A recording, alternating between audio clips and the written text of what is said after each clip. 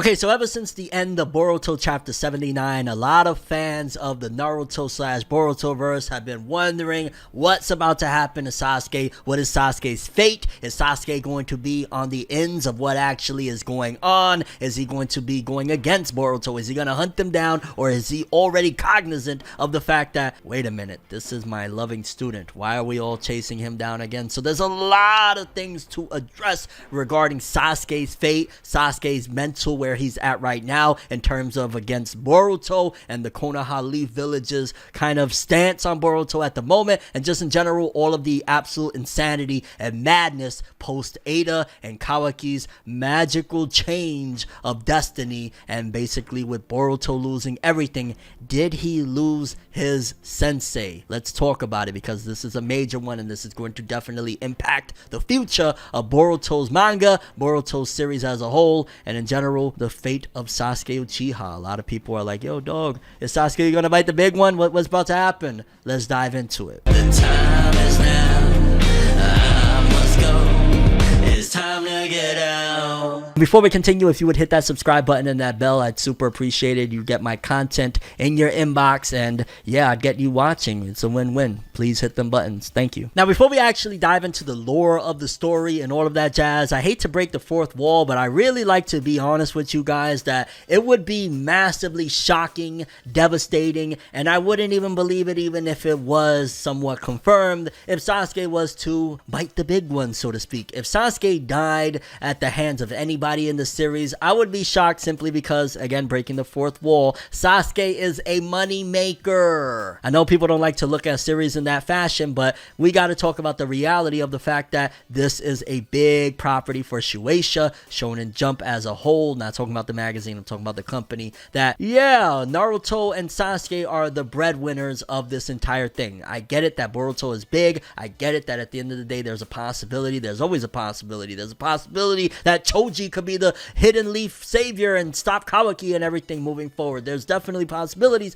but I would say that it is very slim to none that Sasuke or Naruto will be permanently dead, simply because those are the two people that hold the series on their back. In fact, I would throw the argument that the third one, of course, would be Sakura as well. Those three are pretty much safe. I don't think that Naruto, Sasuke, or Sakura can bite the big one. At the most, I think they will definitely go through it, so to speak, similar to the fact that, again, Naruto and Hinata are currently trapped in another dimension. Sakura, we don't know what her mindset is going to be, although that would be devastating to see her chasing down Boruto and trying to beat him. I'd be probably more scared of Sakura than a lot of other people, especially Konohamaru. I don't think I'd be scared of Konohamaru. But Sasuke, I think the most that they could do with him is, again, like, they took his eye, they took his arm. It's like, how much, you know, where's the Tyrese meme? What more do you want from me? And it's like, dog, like, you took enough from homie. And I think that that's as far as they're gonna go with it, because realistically, like, yeah, they're just not gonna kill a moneymaker like Sasuke, because you take Sasuke out of the equation permanently, it's a different ballgame. Now, with that being said, okay, we broke the fourth wall. Let's hop back in here and say, well, all right, so what is his fate? What happens with Sasuke moving forward? Also, how does he play a part in this whole hunt down Boruto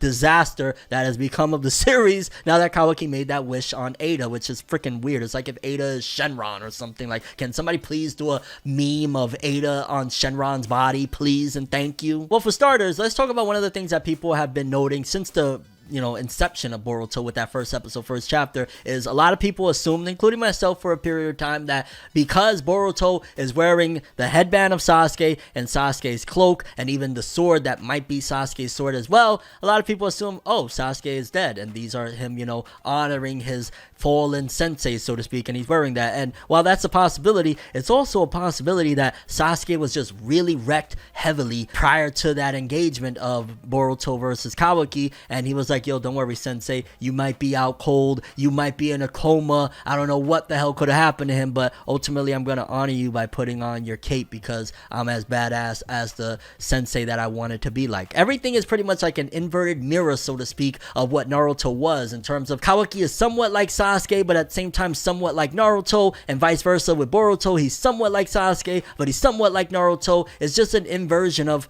the previous series. So Boruto wearing and donning those those things. For starters, the headband, Sasuke gave him that headband a good minute ago, so the headband thing, you can't really use that as an excuse of, oh, that confirms Sasuke is dead. Like, no, Boruto's been rocking Sasuke's headband for a hot minute, so much so that he even gifted Kawaki his headband, or let him use it at the time being. He's like, yo, I got Sasuke's, so that can't really be an excuse why Sasuke is dead. The cloak and the sword could just be, yo, maybe Sasuke fell in a battle and pretty much Boruto is donning his sensei's cloak. Like, it could be that simple. It could have happened moments before, it could have happened an arc before, it could have happened pre-time skip or something like that. Maybe Sasuke been in a coma ever since Naruto. Oh my god, Sasuke has a moment like when Naruto found out that Sasuke was hunted down by the world and shit, and he just falls into the snow. Sasuke falls into a coma. I can't do it without Naruto. I'm sorry, I know people are probably like, how dare you, Fornev?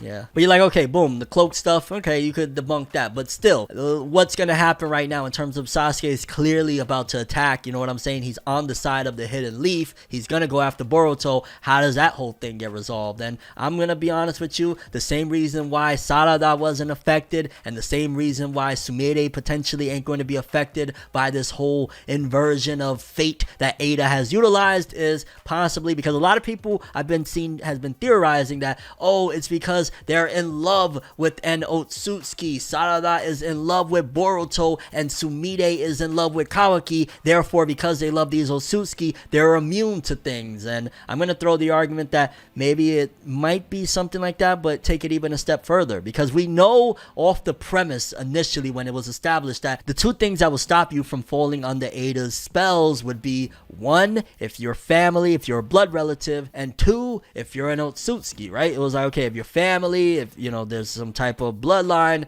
boom, you're not going to be affected. Likewise, if you're an Otsutsuki. Now we know for sure that Sasuke and Sarada and Sumire, unless there's a horrible plot twist coming, they're not Otsutsuki. So then there's the whole family aspect. Well, one of the things you could immediately deduce, and I'll be honest, it's very simple of a concept, is the fact that at the very least it squares it away for Sarada and Sasuke, is the fact that they've already kind of been family with Boruto to begin with. That there's been numerous occasions, especially I remember in the anime, but I believe even in the manga, that it's been stated like, yeah, we're pretty much family. You know, we grew up, you know, our fathers are best friends, our mothers grew up together, we're family. Like, yeah, there's a certain level of family-esque with like Shikadai and the rest of the crew of like, you know, the new gen and all that jazz, but in terms of family, those are the closest people that would be family. Boruto idolizes Sasuke, and on top of that, there's also a camaraderie and a love aspect of like, that's Uncle Sasuke. I know the translation is kind of wonky or whatever, but he refers to him as uncle several times, so it's kind of like family. Likewise, if you add in the element of Sarada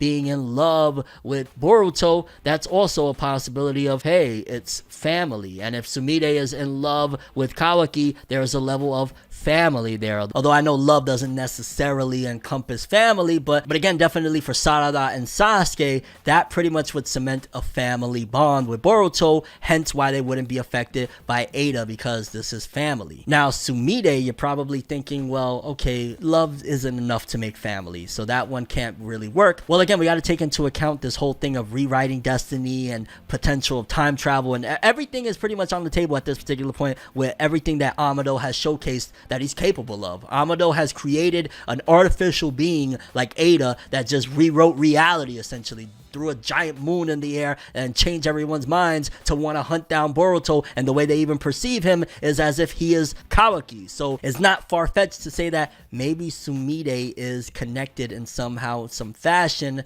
to Eida. She could be Eida from an alternate reality. She could potentially be the past version of Eida, because again, you can assume that Amado has done this before. The way Amado has strung this all together, there's a high probability that he's seen destiny and fate change multiple times, which we'll address in a different video how this might have affected Naruto as a whole, the series. But yeah, so you add in all that together, but again, it just cements and solidifies that Sasuke himself probably is already in the loop of what's going on. He's a very crafty shinobi, and the Sasuke we know from the manga, the real Sasuke, not that hot-headed thing that they've shown in the anime, especially in the Udashiki arc where he was doing I don't know what. But this Sasuke, he's not gonna immediately jump out, especially when the entire Leaf Village is trying to kill this kid, and be like, hey, wait a minute, stop everybody. He's gonna actually just be stealth and still on some like Batman type of scenario and kind of deduce, oh, something's not right. Even if Sasuke is under the spell of things, Sasuke, I think, is way too intelligent to fall for what's going on right there. He's going to be able to deduce that not only he has my headband,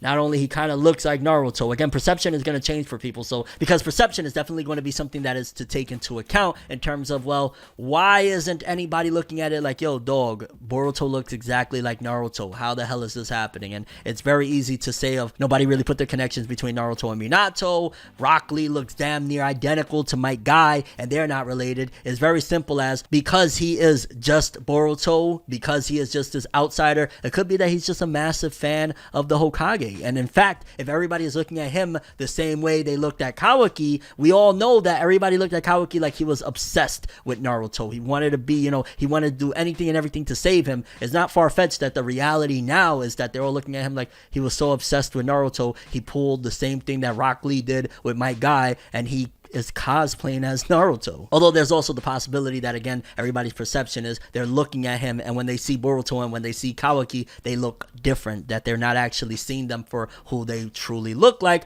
They're seeing them with, Kawaki has blonde hair and Boruto has black and blonde hair, and it's totally different. So that's on the table as well. So in general, I highly doubt that Sasuke, even if he is under the spell, will be under it for long. Eventually Sasuke breaks out of that. So now where to next, huh? Well, there's definitely a couple possibilities, because for starters, Boruto is going to have to get the heck out of Dodge. If not, they are going to slaughter him, because of the whole idea that Kawaki put in the air with Eida that, Boruto killed Naruto. So Boruto needs to go into hiding and get away from the Hidden Leaf immediately, and he can't even find refuge in any of the other villages, because it'll be a global manhunt for this kid. And Sasuke, if he's deducing or already deduced what happened, is probably going to go with his student. So I know there's a lot of theories, which we'll tackle in another video as well, regarding the whole Kashin Koji situation of, it's going to be Kashin Koji to go off with Boruto, and that might possibly happen as well. It might even be potentially a trio of Koji, Sasuke, and Boruto, but definitely Sasuke is going to go off with Boruto to train, because there's a lot of things that Sasuke could teach Boruto and utilize in order for them to go back and figure out a way to break everybody out of this spell. Of course, they're going to have to figure out about, well, if Eida did it, we probably got to go stop Eida first. But in general, I think Sasuke is going to go off to train Boruto, because,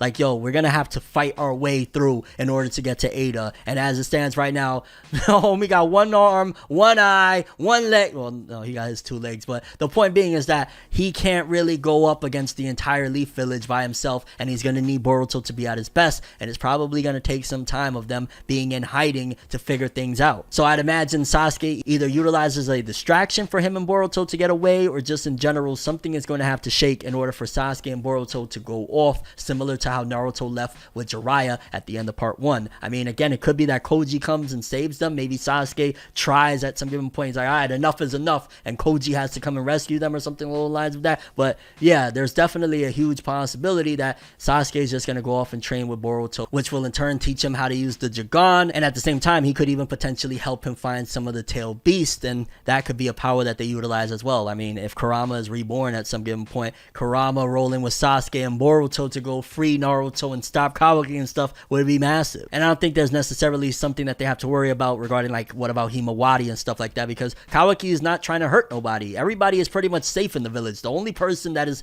in immediate danger right now is Boruto. So I think Sasuke going off with Boruto to train and find a way to stop Eida and Kawaki and whatnot makes the most sense. Sasuke, even post time skip, I don't think will die. I think we'll definitely have a massive fight between Sasuke and potentially Kawaki or somebody else, another threat that'll show up, maybe Damon older or something like that. But I don't think Sasuke dies. I think Sasuke eventually might go into a coma from a battle or something like that, but Sasuke will still remain, and he will be one of the pillars that helps Boruto to get to the point where he needs to be in order to go and fight back against Kawaki and clear his name and essentially restore order via stopping Eida from her thing. Because at the end of the day, this isn't permanent. The fact that that whole illusion is in the sky means that Sasuke can find a way to stop it and break the spell, so that everybody comes to their senses and realizes, wait a minute, he's Boruto Uzumaki, he's just Kawaki. But I'm definitely extremely curious about what you guys think in terms of Sasuke's fate moving forward in Boruto's time skip and beyond. Do you think that Sasuke is going to go off with Boruto and train? Do you think it's going to be the total opposite? You think Sasuke is going to be along with the Hidden Leaf trying to hunt down Boruto? And also, why do you think if Sasuke does break out of that spell or was never under it to begin with is the case? Is it because they are pretty much like like family. He calls him uncle. He looks at him like family. Likewise with Sarada. And how would that describe also for Sumide's situation as well, assuming that Sumide is not under the spell of looking at Boruto like the enemy. And your overall thoughts and expectations for Sasuke and Boruto moving forward in the Boruto manga with chapter 80 and beyond. It's crazy, it's nuts, it's gas though, and I'm hyped to see where this goes. Either way, I don't think Sasuke will fall, because regardless if Boruto has that cloak and that sword and that headband, it would be catastrophic for Shueisha's earnings. I know, breaking the fourth wall. Sorry. So laugh for this one on ForneverWorld, and as always, people, have an awesome day. Subscribe and hit that bell to get more. Yeah! If the wolves could talk, they would probably read Bleak, and I'd probably say, bitch, get the fuck off me.